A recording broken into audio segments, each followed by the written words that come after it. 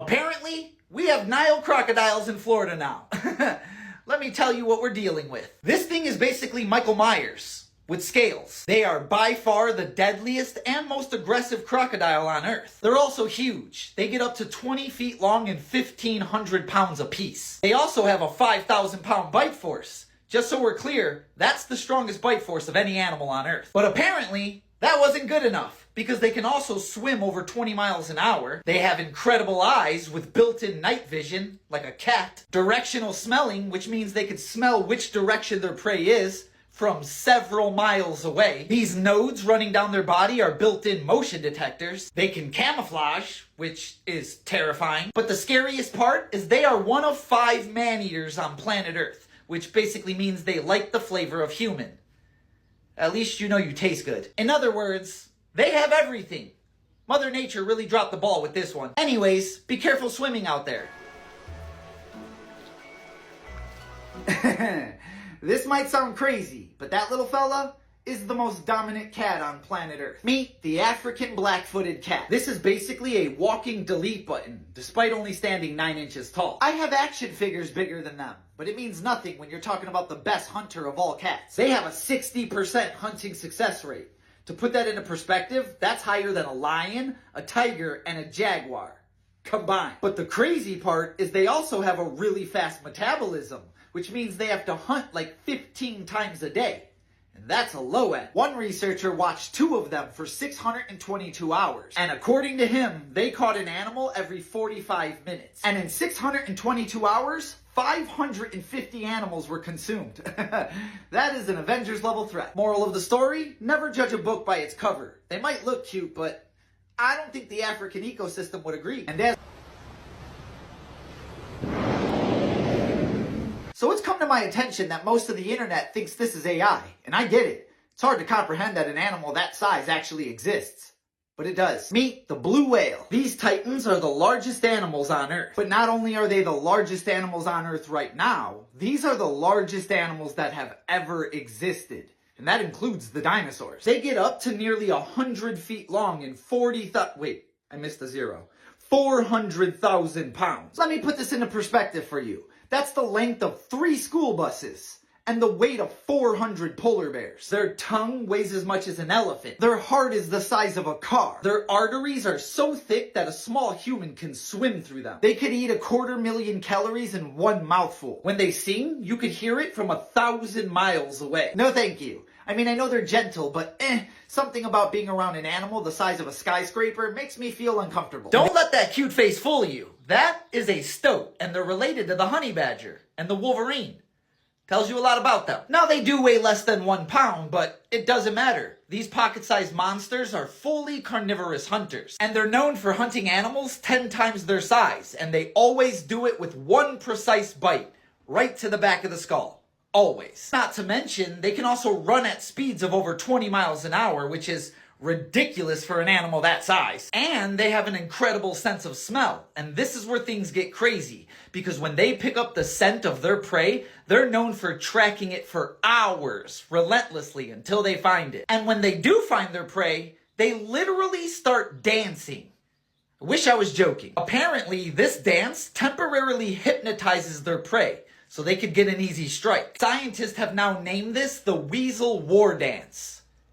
I think I got myself a new favorite animal. Yes, the platypus is venomous, and their venom is insane. First off, unlike every other creature on Earth, their venomous spurs are found by their feet. All they have to do is kick you and drive that thing into you to inject the venom. And you'll be met with severe pain and swelling that could last for months.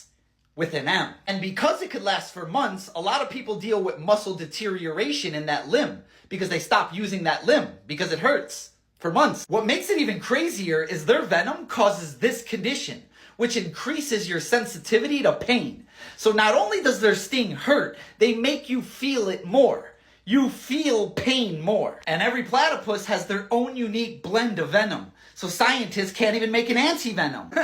It's like the perfect venomous creature. And considering they're mammals that also lay eggs, and they also don't have a stomach, and they also give off milk despite not having nipples, and they also can connect to the electromagnetic field, and they also glow in the dark, there's a reason I say that these things were created in a lab. Who wins between a black mamba and a king cobra? I gotta get in on this. Let's start with the king cobra. It's the largest venomous snake on planet Earth, getting up to 20 feet long. That is a 2-story building noodle. And the black mamba, being the closest living relative to the king cobra, is the second largest venomous snake on planet Earth. They get up to about 15 feet long. They also have way more potent of venom. They have a 100% fatality rate if the bite goes untreated, and it only takes 30 minutes for your lights to go out. However, unlike the black mamba, the king cobra is highly resistant to other snakes' venom. Almost immune. They're also way stronger than a black mamba, and their instincts are specifically designed to combat other snakes. In fact, their scientific name is the snake eater. They're literally designed to eat danger noodles. And considering there is documented cases of king cobras eating black mambas, I don't think this would be a close fight. I don't think any snake beats a king cobra.